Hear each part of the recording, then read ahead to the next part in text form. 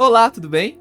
O texto que eu gostaria de meditar com vocês hoje encontra-se em Lucas, capítulo 9, versículo 23, que diz assim: Jesus dizia a todos: Se alguém quiser acompanhar-me, negue-se a si mesmo, tome diariamente a sua cruz e siga-me. Bom, nós não somos chamados a simplesmente frequentarmos a igreja, gostarmos de pregações, gostarmos de louvores, não.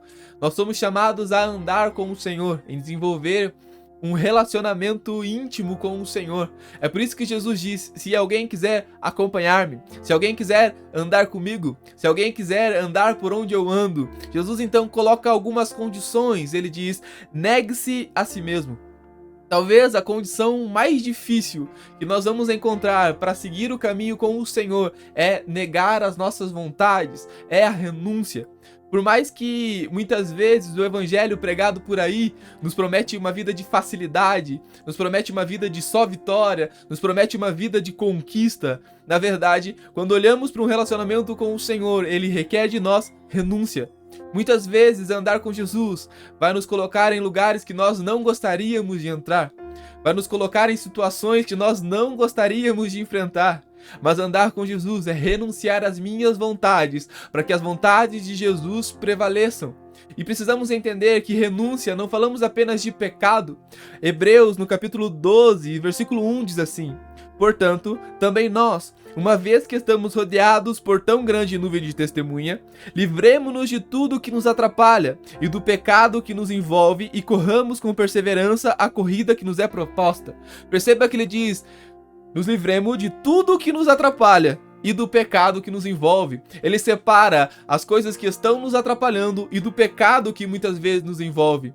Muitas vezes nós nos livramos do pecado e nós abrimos mão de muita coisa porque achamos que é pecado.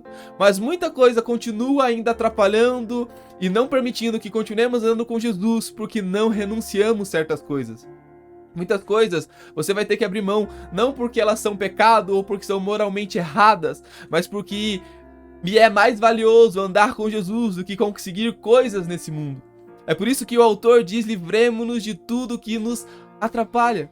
Andar com Jesus necessita de renúncia, de não fazer as minhas vontades, mas seguir a vontade do Senhor, independente daquilo que eu tenha que abrir mão.